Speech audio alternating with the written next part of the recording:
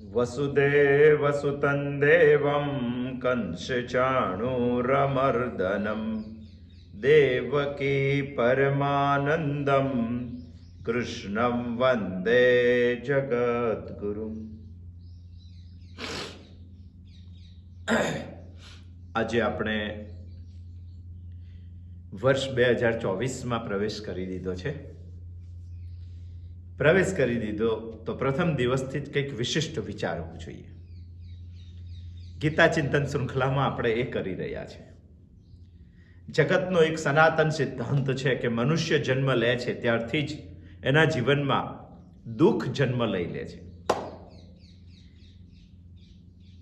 એ વિષાદને દૂર કરવા માટે ભગવાન શ્રીમદ ભગવદ્ ગીતા દ્વારા આપણને એવું કહેવા માંગે છે કે એક જ રસ્તો છે અને તે છે સાંખ્ય, સમ્યક જ્ઞાન. અને એ અર્જુનને ખબર હોવાથી અર્જુન ભગવાનનું શિષ્યત્વ સ્વીકારે છે. અને શિષ્યત્વ સ્વીકાર્યા પછી જ્ઞાનના ઉપદેશની માંગણી કરે છે. અને ભગવાન પણ અર્જુનને નિમિત્ત બનાવીને આપણને બધાને ચિરકાળ સુધી એક દિવ્ય જ્ઞાનના ઉપદેશની શરૂઆત કરે છે.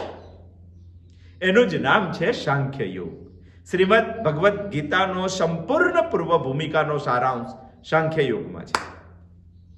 ભગવાન સાંખ્ય યોગમાં અર્જુનને સ્વધર્મ બતાવે છે, સમત્વમ યોગ બતાવે છે અને સ્થિત પ્રજ્ઞના દર્શન કરાવે છે. અર્જુનના પ્રશ્ન પછી કિમ આસિત અને સ્થિત પ્રજ્ઞના દર્શનમાં હમણાં ભગવાન સંહરણનું પ્રકરણ ચલાવે છે.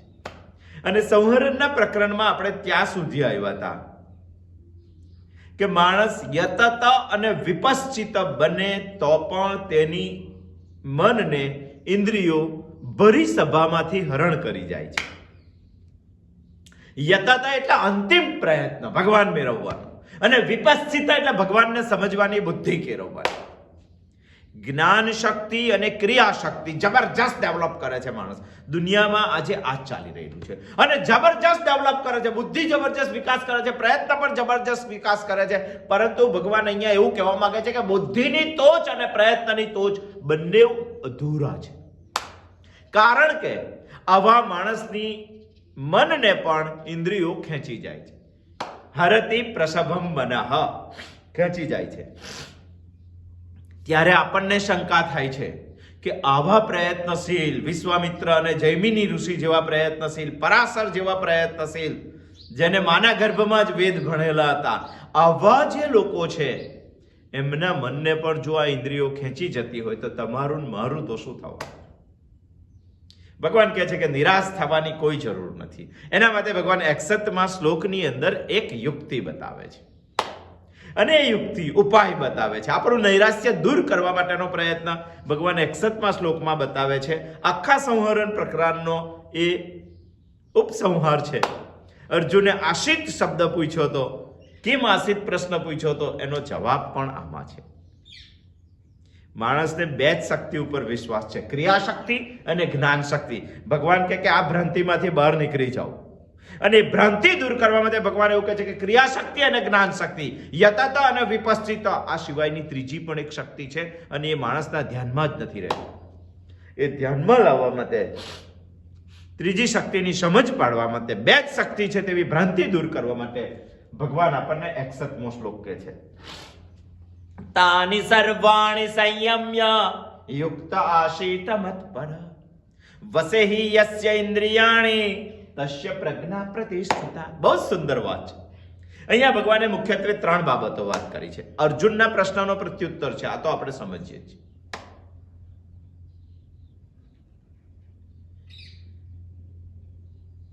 ત્રણ બાબતોની વાત કરી છે.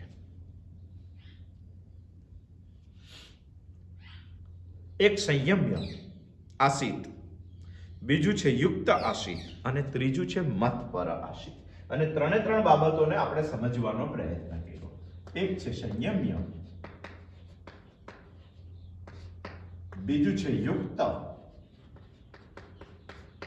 અને ત્રીજું છે મતપર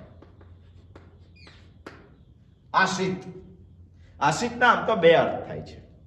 આશિતના સંયમ્ય આશિત, અહીંયા આશિત લગાવી દો તો પણ ચાલે, કારણ કે અર્જુનનો પ્રશ્ન છે કિમ આશિત. આશિતના બે પ્રકાર છે. કયા બે પ્રકાર છે? આશિતનો એક પ્રકાર છે બેસવું, બે અર્થ થાય છે. બીજો અર્થ થાય છે સ્થિર રહેવું.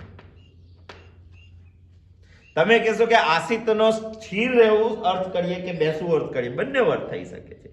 બેસવું અર્થ જો કરીએ તો એવી રીતે થઈ શકાય કે તમે પરમાત્માનું ધ્યાન કરવા માટે સવારે બેસો છો ત્યારે તમારું મન આશિત થવું જોઈએ. તમારા મનમાં પરમાત્મામાં મન લગાડીને બેસવું જોઈએ.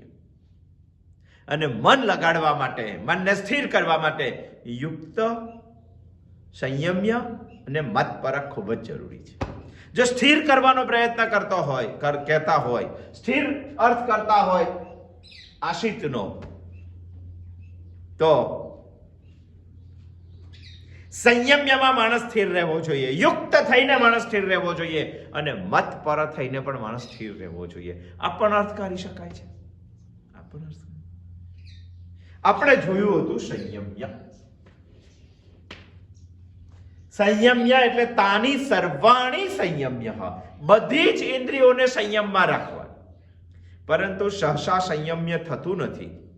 સહસા થઈ શકે છે સદર્થ ગ્રહણ, અને સદર્થ ગ્રહણની વાત આપણે અહીંયા વિચારવાની હતી અને તે આપણે વિચાર્યું હતું. આપણે અસદ અર્થ ગ્રહણ તો કરીએ જ છીએ અને અસદ અર્થ ગ્રહણનું પરિણામ આવશે શોક, દુઃખ.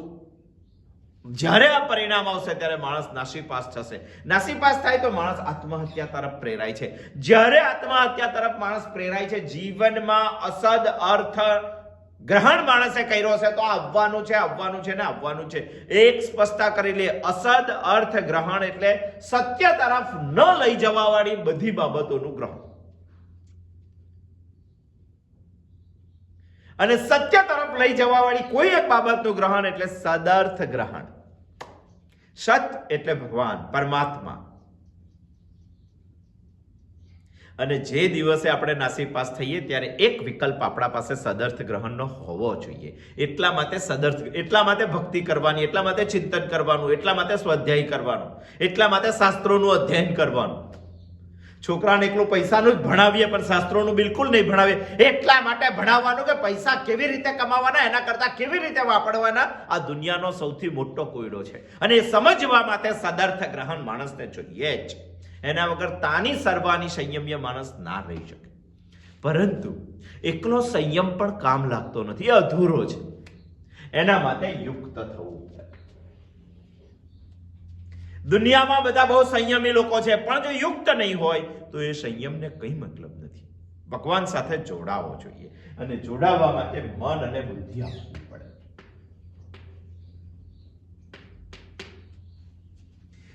મન અને બુદ્ધિ કંઈક વિશિષ્ટ વસ્તુ આપીને ભગવાન સાથે જોડાવવું જોઈએ. એને જ કહેવાય છે યુક્ત આશિત. તાની સર્વાણી સંયમ્ય યુક્ત આશિત મતપર વસેહી યસ્ય ઇન્દ્રિયાણી તસ્ય પ્રજ્ઞા પ્રતિષ્ઠિતા. યુક્ત જોડાવ. પરંતુ મતપર ત્રણ સાધનોમાં સ્થિતિ જોડાવાની આપી શકે: શ્રવણ, મનન અને નિધિધ્યાસન. યુક્ત એટલે યોગ પણ થઈ શકે. અને ભગવાન સાથે જોડાવવું હોય તો ત્રણ સાધનોમાં સ્થિરતા આપણે આપવી જોઈએ, યોગ જોડાવવું જોઈએ આપણે. એને જ કહેવાય છે યુક્ત. મન અને બુદ્ધિથી જોડાવું. પરંતુ મન અને બુદ્ધિ આપ્યા પછી પણ જીવાત્માનું જુદાપણું ચાલુ રહે છે. જીવાત્માનું લગ્ન થઈ જાય તો સ્ત્રી અને પુરુષ જુદા હોય છે. સગપણ થઈ જાય તો લગ્ન બાકી છે. લગ્ન થઈ જાય પછી જ એ તન, મન અને ધનથી સમર્પિત થાય છે. અહીંયા જીવાત્માનું જુદાપણું છે એટલે ભગવાનને નવી કોઈક અપેક્ષા છે. અને એટલા માટે ભગવાન હવે પછી શબ્દ કહે છે મતપરઃ. મતપર શબ્દ. મતપરમાં બે બાબતો સમાવિષ્ટ છે. જો એની સંધિ છૂટી પાડીએ તો એક શબ્દ છે મત, બીજો શબ્દ છે પર. મતનો અર્થ થાય છે મને અથવા મારું, અને પરનો અર્થ થાય છે પરાયણ. મત પરનો સીધો જો અર્થ કરીએ તો એવો થાય છે મને પરાયણ થા. મને પરાયણ એટલે અહીંયા તો ભગવાન કે છે તો ભગવાનને પરાયણ, પરમાત્માને પરાયણ થવું. આ જ શબ્દને ધ્યાનમાં રાખીને ભગવાને આ વાતને ધ્યાનમાં રાખીને શબ્દ વાપરેલો છે મત પરહ. યુક્ત આશિત મત પરહ. એનો મતલબ ભગવાનને કહેવાનું એવું છે કે સંયમ્ય પણ અધૂરો છે, યુક્ત પણ અધૂરો છે. આ બંને બાબતો અધૂરી છે જ્યાં સુધી માણસ મત પર ના થાય ત્યાં સુધી. મને પરાયણ યાને ભગવાનને પરાયણ. અહીંયા શબ્દ વાપરવો હોય તો પરમાત્મા પરાયણ.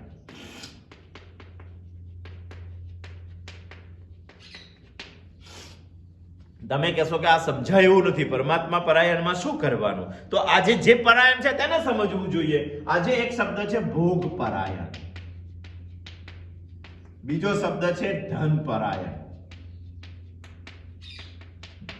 ત્રીજો શબ્દ છે કીર્તિ પરાયણ, હજુ આગળ વાપરવું હોય તો ખુરશી પરાયણ. આ બધા પરાયણ શબ્દ છે.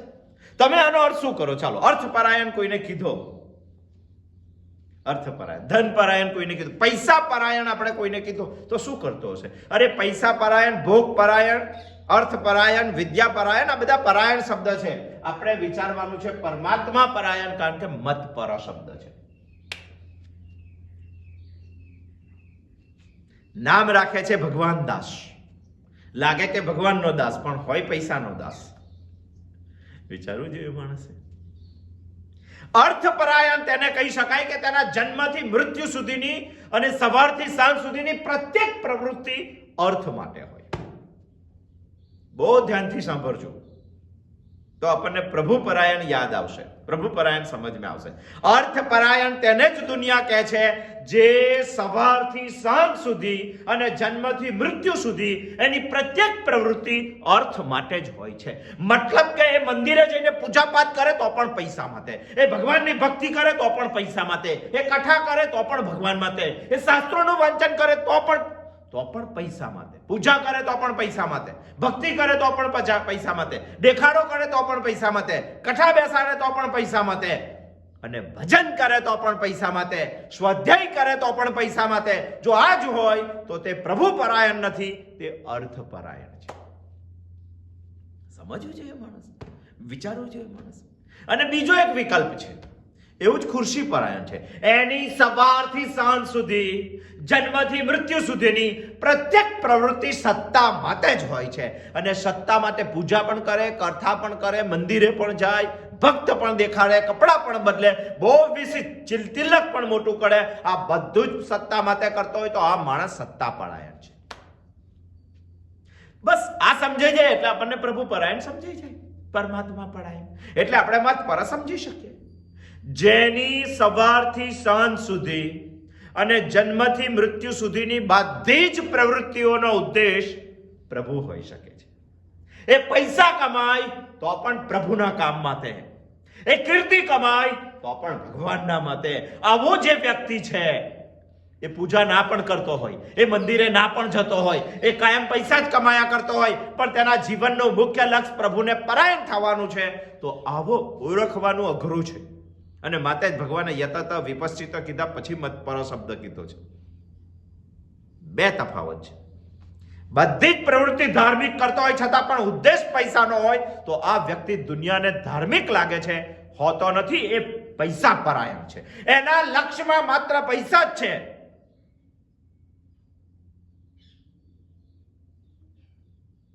ભક્તિ પણ પૈસા માટે, ભજન પણ પૈસા માટે, સ્વાધ્યાય પણ પૈસા માટે, તો તે અર્થપરાયણ છે.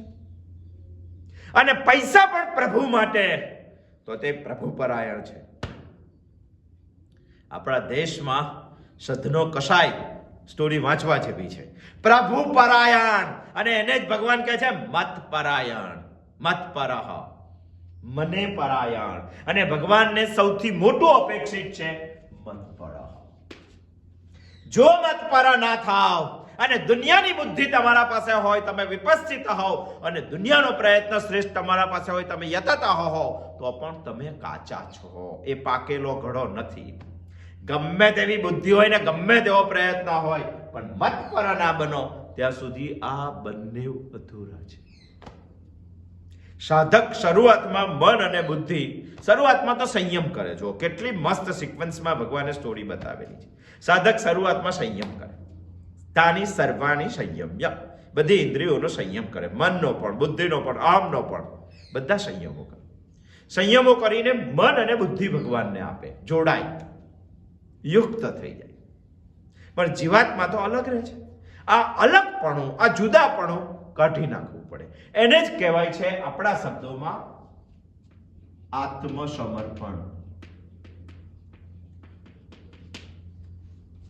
જુઓ, અહીંયા આવ્યા છતાંય જુદાપણું છે. આ જુદાપણું કાઢી નાખવાનું એને જ કહેવાય છે આત્મસમર્પણ. આત્મસમર્પણમાં હું જ ના રહે, હું જ જતો. લગ્ન કરીને કોઈ સ્ત્રી જાય તો પછી તેમાં ઘણો અણગમો રહે, ઘણો અણગમો રહે. ગમો અણગમો એનો રહેતો નથી, કારણ કે તેને સમર્પણ કરી દીધેલું છે. એને જ કહેવાય છે સમર્પણ. લગ્ન થઈ ગયું એટલે એનો ગમો એ એનો ગમો ને એનો અણગમો એ એનો અણગમો. મતપરમાં ભક્તનું સ્વતંત્ર વ્યક્તિત્વ રહેતું નથી. બહુ જ સમજી લેવા જેવી વાત છે. તોચની વાત ભગવાને સામાન્ય શબ્દ મૂકીને કરી દીધી છે. સમજીએ તો બહુ મોટો શબ્દ છે. ભક્તનું સ્વતંત્ર વ્યક્તિત્વ ખલાસ થઈ જાય છે, એને જ કહેવાય છે મતપર. આ એક દૈવી સમર્પણ છે, દૈવી સમર્પણ. ઘણા એવું દાવો કરે છે કે ચાલો અમારે પણ મતપર થવું છે, અમારે પણ સમર્પણ કરી દેવું છે, પણ અમે ક્યારેય ભગવાનને જોયો જ નથી. તો જોયો નથી તો સમર્પણ કેવી રીતે થાય? ના કેમ થાય? શક્ય છે અને દુનિયામાં થયું છે. મહાભારતમાં જુઓ તો રૂકમીની બહેન રૂકમણી એને ક્યારેય કૃષ્ણ ભગવાનને જોયા નથી, ક્યારેય નહીં. ક્યારેય નહીં એટલે લગ્ન પછી જોયા, અપહરણ પછી જોયા, પણ અપહરણ પહેલા એને ક્યારેય જોયા નથી. માત્ર મહર્ષિ નારદ મુનિના મુખેથી કૃષ્ણ ભગવાનના ગુણોનું વર્ણન સાંભળેલું છે. આ ગુણોના વર્ણન પછી રૂકમણીને ભગવાન માટે પ્રેમ થઈ જાય છે અને રૂકમતી પ્રથમ પત્ર લખે છે ભગવાનને. આ દુનિયાનો પ્રથમ લવ લેટર છે. વાંચવું જોઈએ મહાભારતમાં. આપણે જોયા વગર પ્રેમ, માત્ર ગુણો સાંભળીને, અને માત્ર ગુણો સાંભળીને એ આપણી ઇતિહાસની સાક્ષી છે કે માત્ર ગુણો સાંભળીને ભગવાનને પત્ર લખો, ભગવાન તેને લેવા માટે આવ્યો, તેનું હરણ કરી ગયા, ભગવાને તેને પોતાની સાથે જોડી દીધી. તો મારી દલીલ ક્યાં રહી કે મેં ભગવાનને જોયા જ નથી તો સમર્પણ કેવી રીતે કરું? અરે ભગવાનના ગુણો સાંભળો. શાસ્ત્રો આપણને આ જ કહે છે, એને જ કહેવાય છે પ્રથમ શ્રવણ ભક્તિ.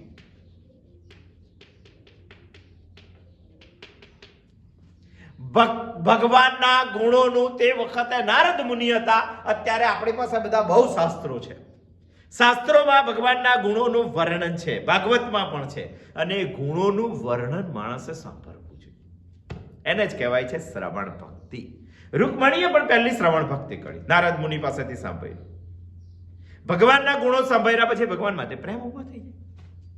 ભગવાન માટે પ્રેમ ઉભો થઈ જાય પછી શ્રવણ પછી આવે છે દાસ્ય ભક્તિ. ભગવાને કરેલા ઉપકારોને કૃતજ્ઞતા પૂર્વક યાદ કરીને જીવવાનું, એનું નામ છે દાસ્ય ભક્તિ. આમાં એક પણ વાત ખોટી નથી. ભગવાનના આ દુનિયામાં જન્મેલા પ્રત્યેક માણસ ઉપર લાખો અબજો ઉપકાર છે. આ ઉપકારને ખાલી યાદ કરીને તો જીવો, કારણ કે ભગવાનના ગુણોનું શ્રવણ કરેલું છે તમે, અને એને યાદ કર્યા તો તમારામાં આવશે દાસ બનવાની ભક્તિ. એને કહેવાય છે દાસ્ય ભક્તિ.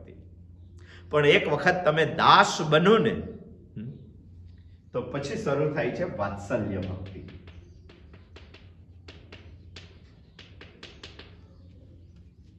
વાત્સલ્ય ભક્તિ મમતા થઈ જાય છે.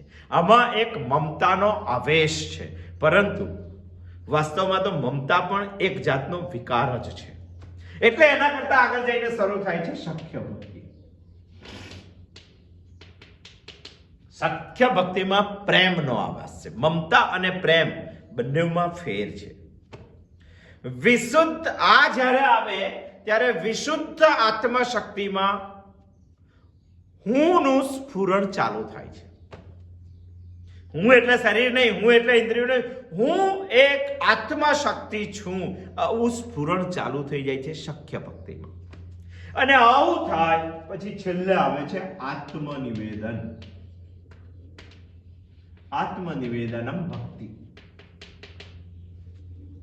આત્મનિવેદનનું ગુજરાતી થાય છે સોગંદનામું, અને આત્મનિવેદનનું તમને ગુજરાતી ના ખબર પડે તો અંગ્રેજી થાય છે એફિડેવિટ. ભગવાન સાથે એક એફિડેવિટ કરવાનું આવે છે અંતિમમાં કે ભગવાન હું જે હું કહું છું એ હું તું જ છે ભગવાન, અને તું જ હું છું ભગવાન. તત્વમસી અહમ બ્રહ્માસ્મિ. આ એફિડેવિટ છે. અત્યાર સુધી હું શોધતો હતો દુનિયામાં કે હું ક્યાં છે, હું કોણ છે. હવે ખબર પડી ભગવાન કે હું જેને હું કહું છું તે તો તું જ છે, ને મારે હું સ્વતંત્ર નથી રાખવાનો, મારે હું તારામાં મૂકવાનો છે. આ જે વાત જે દિવસે ખબર પડે, આવું એફિડેવિટ માણસ જ્યારે આત્મનિવેદન માણસ જ્યારે કરે ત્યારે છેલ્લો શબ્દ આવે છે આત્મસમર્પણ. સંપૂર્ણ સમર્પણ, દૈવી સમર્પણ, જેમાં હું રહેતો જ નથી.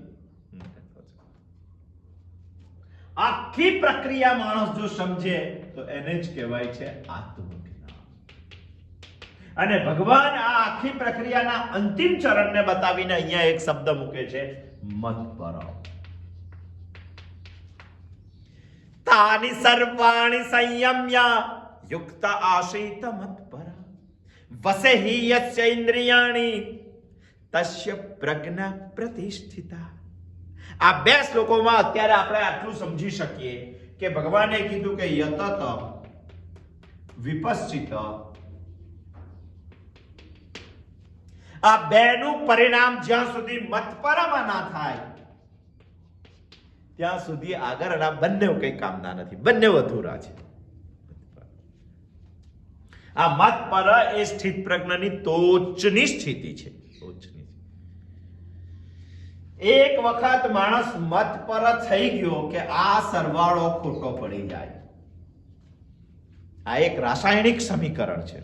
સમજો કે તમે ચૂનો અને હળદર બેને ભેગા કરો તો હળદર આ સફેદ છે, ચૂનો આ પીળો છે. હળદર અને ચૂનો બે ભેગા કરો તો બંનેમાંથી કલર બને છે લાલ. પ્રશ્ન એ થાય કે હળદરનો સફેદ કલર ક્યાં, હળદરનો પીળો કલર ક્યાં ગયો અને ચૂનાનો સફેદ કલર ક્યાં ગયો? બંનેનું અસ્તિત્વ ખલાસ અને એક નવો જ કલર નિર્માણ થાય છે રેડ. ભગવાન અહીંયા એ સમજાવવા માંગે છે કે તું એક વખત યતતા થયો, વિપશ્ચિત થયો. જો યતતા ને વિપશ્ચિતને ભેગું કરીને તું સમર્પિત થઈ ગયો, આત્મસમર્પિત થઈ ગયો, તે આત્મનિવેદનમ કરી લીધું, તો પછી તારો કલર લાલ થઈ જશે. આય નહીં રે અને આય નહીં રે. પછી તું મત પડ. ઘણાને શંકા એવી છે કે ભગવાને મત પર યતતા અને વિપશ્ચિત સાથે કેમ ના કીધા એક શ્લોકમાં? યતતા અને વિપશ્ચિત 60મા શ્લોકમાં કીધું અને મત પર ભગવાને 61મા શ્લોકમાં કીધા. આવું શા માટે કહ્યું? અરે ભગવાન ધારે તો એક જ શ્લોકમાં 10 થી 12 ગુણો પણ કહી શકે છે, તો અહીંયા બેને અલગ કેમ કીધા? અહીંયા બેને અલગ કહેવા માટે ભગવાનનો એક ઉદ્દેશ છે અને એ ઉદ્દેશ આપણને ધ્યાનમાં આવવો જોઈએ. ભગવાને પહેલા શ્લોકમાં 60મા શ્લોકમાં યતતા અને વિપશ્ચિત કીધું, પછી મત પર કીધું. શા માટે? ભગવાન આપણને એવું કહેવા માંગે છે કે યતતા અને વિપશ્ચિત ટોચની સ્થિતિઓ છે, છતાં પણ બંને સ્થિતિઓમાં જવાબદારી જીવની છે, ભગવાનની નહીં. અને મત પર થયા પછી ભગવાન એવું કહે છે કે તારી કોઈ જવાબદારી નહીં, સંપૂર્ણ જવાબદારી મારી છે. માટે ભગવાને મત પરને અલગ કરીને 61મા શ્લોકમાં કીધો છે. યતતા અને વિપશ્ચિતા ભલે ટોચની બુદ્ધિ અને ટોચની કૃતિ હોય, છતાંય કૃતિ અને બુદ્ધિ જ્યાં સુધી સમર્પિત ના થાય ત્યાં સુધી જવાબદારી જીવની છે. ભગવાન સંપૂર્ણ જવાબદારી લેતો નથી. હા, તકલીફ પડે તો ભગવાન આવી જાય છે ખરો, પણ મદદ કરવાનો ઉમરકો ભગવાનમાં નથી, સર્વસ્વ આપી દેવાનો ઉમરકો ભગવાનમાં નથી. એ ઉમરકો મત પરથી આવે છે. આ ભેદ બતાવવા માટે ભગવાને મત પરને અલગ બતાવેલો છે. ભગવાન એવું જ કહેવા માંગે છે કે તું યથાતા બનશે કે વિપશ્ચિતા બનશે ત્યાં સુધી જવાબદારી તારી. એક વખત મત પર થઈ ગયો, પ્રભુ પરાયણ થઈ ગયો, પરમાત્મા પરાયણ થઈ ગયો, તારી બધી જ પ્રવૃત્તિઓ પરમાત્મા માટે થઈ ગઈ, તે દિવસે જવાબદારી મારી. મત પડા થયા પછી વ્યક્તિએ મહેનત કરવાની હોતી નથી, યથાતા કરવાની હોતી નથી.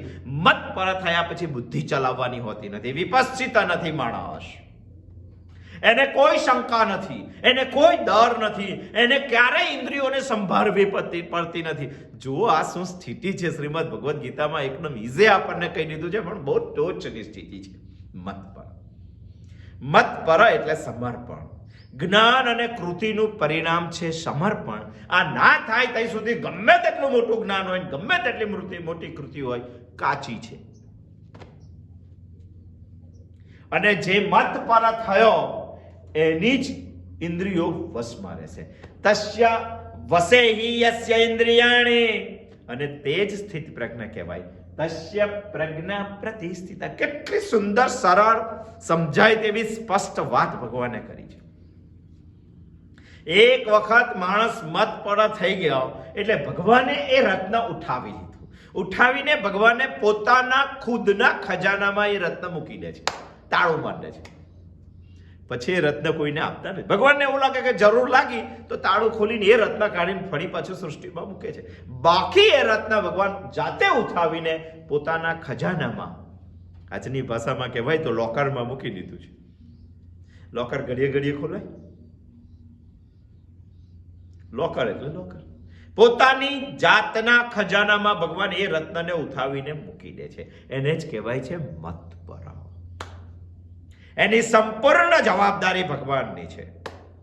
આ સ્થિત પ્રજ્ઞા દર્શનની ટોચની સ્થિતિ છે. પણ ભગવાન તો શિક્ષક જેવી ભૂમિકા છે. શિક્ષક શું કરે? ક્યારેક તમને ટોચ પણ બતાવે, અને ટોચ પર જવા માટે શું તકલીફો પડશે તમને એ પણ બતાવે. એકદમ આદર્શ બતાવી દીધો, પણ આદર્શ પર મારે જવું હોય તો શું કરવાનું, અને હું ન જઉં તો શું કરવાનું? ભગવાન અહીંયા એવું કહેવા માંગે છે, શિક્ષકની ભૂમિકા, કે તો જ તો મેં તમને બતાવી દીધી.